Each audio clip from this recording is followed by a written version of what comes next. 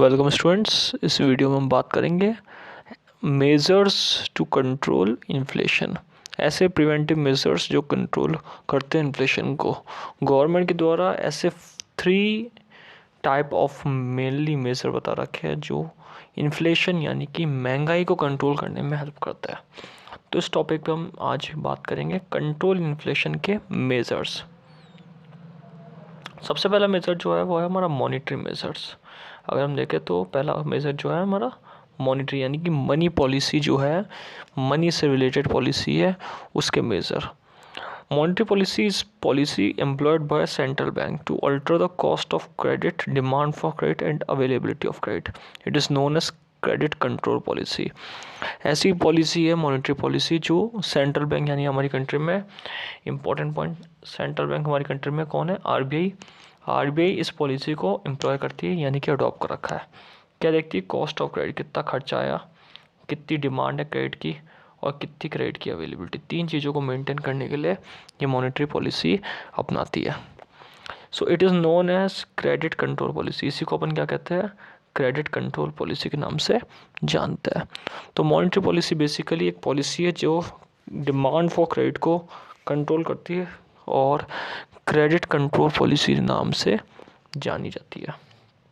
जैसे इसकी पॉलिसी के अगर देखे जाए टाइप्स, तो क्वालिटेटिव पॉलिसी और क्वांटिटेटिव पॉलिसी है। बैंक रेट मनी की क्वांटिटी को मेंटेन करने के लिए क्वांटिटेटिव पॉलिसी लेता है और क्वालिटी मेंटेन करने के लिए क्वालिटेटिव पॉलिसी को अडॉप्ट करता है। The central bank is following instrument to credit control at its disposal to influence the demand, cost and availability of credit or the create country's money supply। अब money supply की demand cost को control करने के लिए 2-3 तरीके बता रखे, जैसे बैंक रेट चेंज करना। बैंक रेट एक रेट होती है, इस पर क्रेडिट अवेलेबल कराता है सेंट्रल बैंक और डिपॉजिट करता है, तो उस रेट को मेंटेन करना। दूसरा ओपन मार्केट ऑपरेशंस आ जाएगा यहाँ पे, यानी कि buying and selling of security, जो शेयर्स है, डिवेंचर्स है, ओपन मार्केट में उसको सेल करना, उसको बाय करना। Variable cash reserve ratio CRR को मेंटेन करना और क्रेडिट कंट्रोल के मेथड को सेलेक्ट करना। ये किस तरीके से हमें क्रेडिट कंट्रोल करना है। सबसे पहले बात करते हैं इन्फ्लेशन को फाइट करने के लिए गवर्नमेंट जो सेंट्रल बैंक होती है वो क्या करती है? बैंक रेट को इंक्रीज़ करती है। बैंक रेट इंक्रीज़ करने से क्या होगा? वो ज़्यादा मनी बैंक के पास, सेंट्रल बैंक के पास आएगा और जब ज़्यादा मनी आएगा तो खर्चा कम करेंगी कौन? बाकी अदर जो लोग हैं या फिर अदर कॉमर्शियल बैंक है वो एक्सपेंडिचर यहाँ पे कम करेंगे। तो एक्सपेंडिचर कम करेंगे तो डिमांड गिरेगी और डिमांड गिरने से इन्फ्लेशन कम होगा। इसलिए सेंट्रल बैंक क्या करती है? बैंक रेट को इंक्रीज़ कर देती है।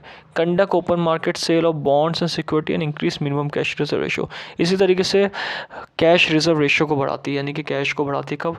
जब बॉन्ड्स एंड सिक्योरिटी जो होती है उनको सेल करती है, तो सेल करने से, मार्केट में सेल करने से जो उनका जो अमाउंट है वो बैंक के पास आता है और कैश रिजर्व रेशो मेंटेन होता है। All this measure make bank credit more costly. Higher cost of credit make less availability of credit and hence less money supply. और क्या करती है बैंक? यहाँ पे क्रेडिट कॉस्ट को ज़्यादा बढ़ा देती है, मतलब लोन लेने के जो कॉस्ट है उसको ज़्यादा बढ़ा देती है। अगर लोन लेने पे इंटरेस्ट ज़्यादा रहेगा तो लेस अवेलेबिलिटी ऑफ क्रेडिट रहेगी, जिससे क्या होगा? मनी सप्लाई नहीं होगा और जब मनी सप्लाई नहीं होगा तो इन्फ्लेशन नहीं बढ़ेगा, क्योंकि ज़्यादा मनी आने पे ज़्यादा डिमांड, एग्रीगेट एक्सपेंडिचर बढ़ेगा और इन्फ्लेशन बढ़ेगा। तो इन्फ्लेशन को कम करने के लिए गवर्नमेंट क्या करती है, सेंट्रल बैंक क्या करती है? अवेलेबिलिटी ऑफ क्रेडिट की कॉस्ट को बढ़ाती है। तो हमने इसमें बात करी 2-3 बातें। फर्स्ट हमने एक बैंक रेट की बात करी, बैंक रेट इंक्रीज़ कर देती है, जो इंटरेस्ट रेट चार्ज है वो इंक्रीज़ कर देती है, तो जिससे एक तरीके से पैसा जाता नहीं है, पैसा बैंक रेट लेगी, पैसा उनके पास, कमर्शियल बैंक के पास कम रहेगा और सेंट्रल बैंक के पास ज़्यादा आएगा। ओपन मार्केट में बॉन्ड सेल करना, सिक्योरिटी सेल करना और अवेलेबिलिटी ऑफ क्रेडिट की कॉस्ट बढ़ा देना। These have the potentiality of contracting aggregate demand, since all these measures reduce the credit creating potential of commercial banks. Aggregate private spending gets reduced and inflation is thereby controlled।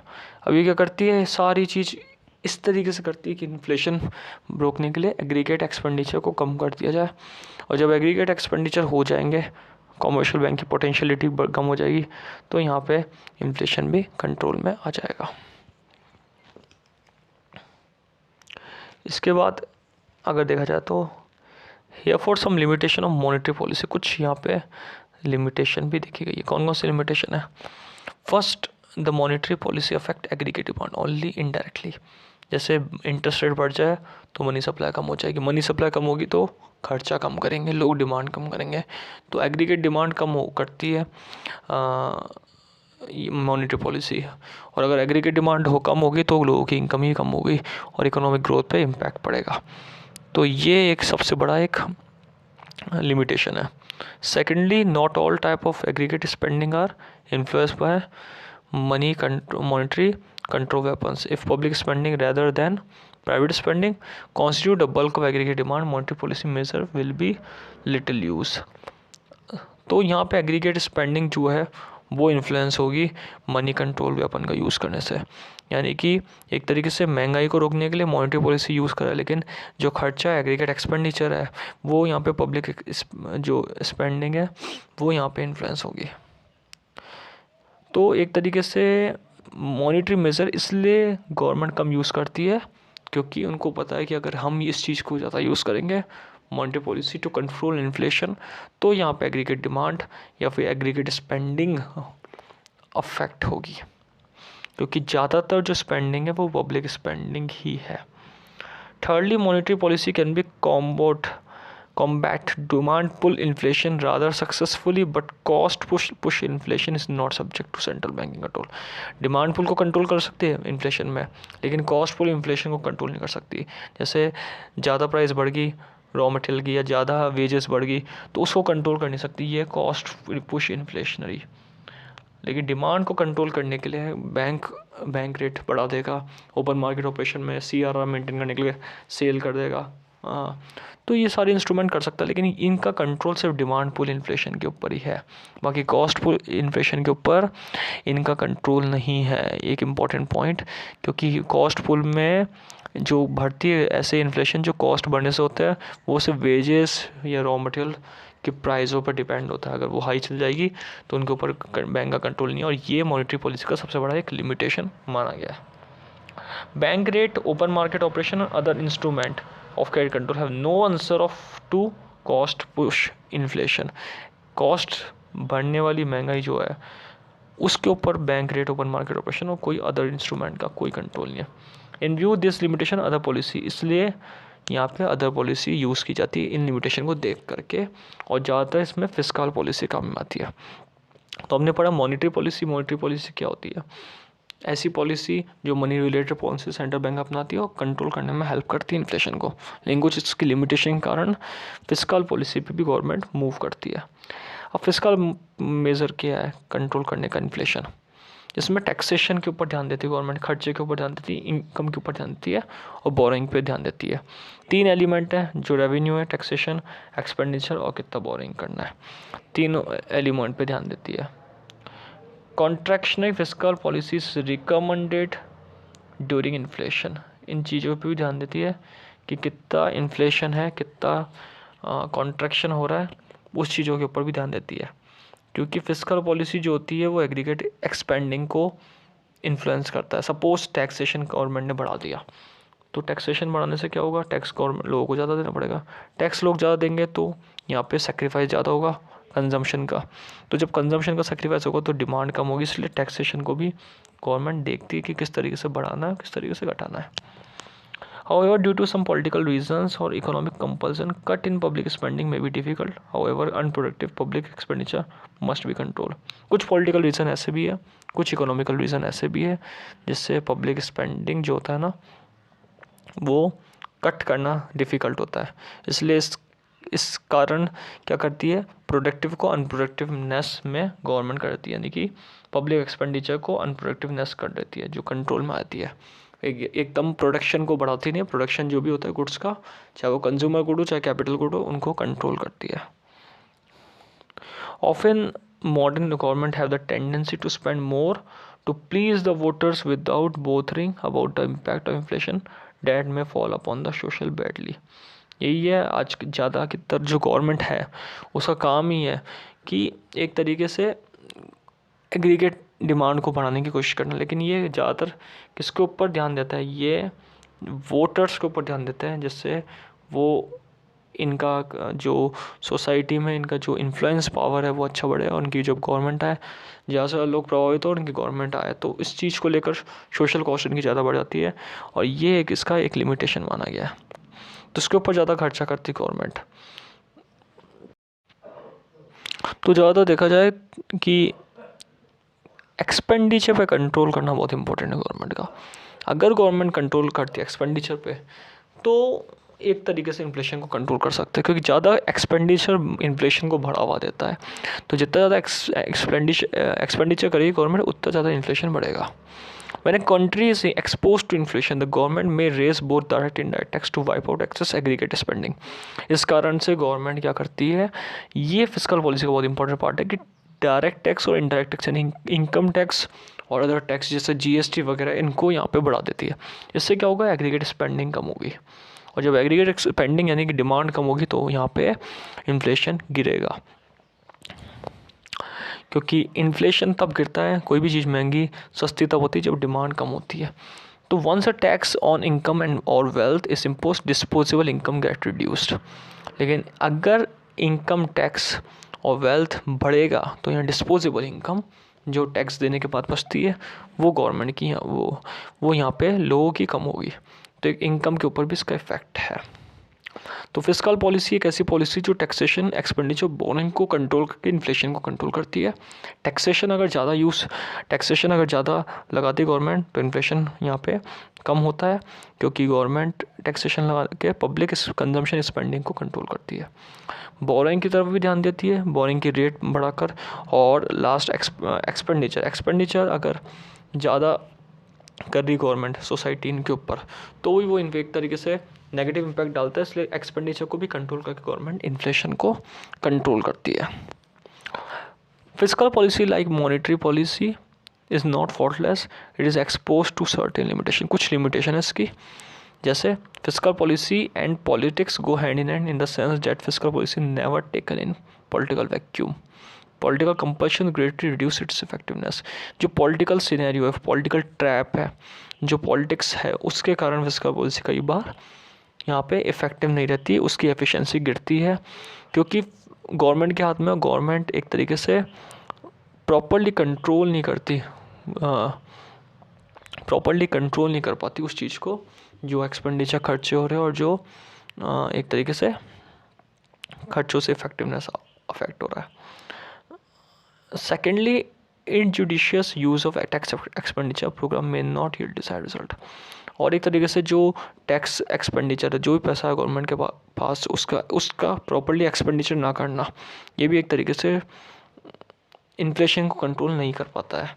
तो एक तरीके से government के पास taxation आता तो है, लेकिन अगर टैक्सेशन का प्रॉपर यूज़ नहीं करेंगे तो भी इन्फ्लेशन बढ़ेगा, क्योंकि इन्फ्लेशन को कंट्रोल करने के लिए एक्सपेंडिचर को भी प्रॉपर कंट्रोल करना पड़ेगा। सो इनजुडिशियस यूज़ यानी कि प्रॉपर्ली ना यूज़ करना टैक्स का, एक्सपेंडिचर का, डिज़ायर रिजल्ट को अफेक्ट करता है, यानी कि कंट्रोल टू इन्फ्लेशन कंट्रोल करने के लिए गवर्नमेंट को सबसे इम्पोर्टेंट पॉइंट ये है कि यहाँ पे टैक्स एक्सपेंडिचर सही तरीके से करना है। जैसे इंफ्रास्ट्रक्चर पॉलिसी, स्कूल पॉलिसी वगैरह वगैरह, इनके ऊपर अगर ढंग से खर्चा करेगी तो अच्छी फैसिलिटी मिलेगी, लोगों को अच्छी फैसिलिटी मिलेगी, तो यहाँ पे एग्रीगेट जो एक्सपेंडिचर है वो प्राइवेट सेक्टर पे कम होगा और एक तरीके से इन्फ्लेशन यहाँ पे कम होगा। तीसरा तरीका है non monetary measure. The permanent solution toward inflation could be increase in output since inflation is caused by excess aggregate demand over available output. अब यहाँ पे नॉन मॉनेटरी मेजर यानी मनी के बिना मेजर, कौन सा मेजर है, विदाउट मनी। जैसे इन्फ्लेशन के अंदर अब एग्रीगेट डिमांड जो बढ़ रही है अवेलेबल आउटपुट के कारण, मतलब अवेलेबल आउटपुट जो सप्लाई है वो कम है, एग्रीगेट सप्लाई वो कम है और एग्रीगेट डिमांड ज़्यादा है। तो एग्रीगेट डिमांड ज़्यादा है, सप्लाई कम है, तो उस सप्लाई और एग्रीगेट डिमांड को कंट्रोल करने के लिए गवर्नमेंट यहाँ पे इन्फ्लेशन से मीट करती है। अब जितना ज़्यादा इन्फ्लेशन होगा उतना ज़्यादा यहाँ पे एग्रीगेट डिमांड एक्सेस होगी। तो एग्रीगेट डिमांड को कम करती गवर्नमेंट रिसोर्सेज को प्रोवाइड करा के अलग अलग जगह और आउटपुट प्रोवाइड करा के। By shifting resources firstly of the country from unproductive to productive sector, output can be increase. अब इन्फ्लेशन कंट्रोल करने के लिए क्या करती है, प्रोडक्शन करती है। अनप्रोडक्टिव सेक्टर में प्रोडक्शन करके प्रोडक्टिवनेस प्रोवाइड कराती है, और जितना ज़्यादा प्रोडक्टिवनेस बढ़ेगा उतना आउटपुट बढ़ेगा, और जितना आउटपुट बढ़ेगा उतनी एग्रीगेट डिमांड पूरी होगी, और इस तरीके से इन्फ्लेशन कंट्रोल में आएगा। क्योंकि इन्फ्लेशन तब होता है जब महंगाई, जब अवेलेबल आउटपुट का अवेलेबल नहीं होता, सप्लाई नहीं होती आउटपुट की, तो एक इन्फ्लेशन बहुत बढ़िया तरीके से होता है। तो उस इन्फ्लेशन को कंट्रोल करने के लिए आउटपुट पे कंट्रोल करती है गवर्नमेंट।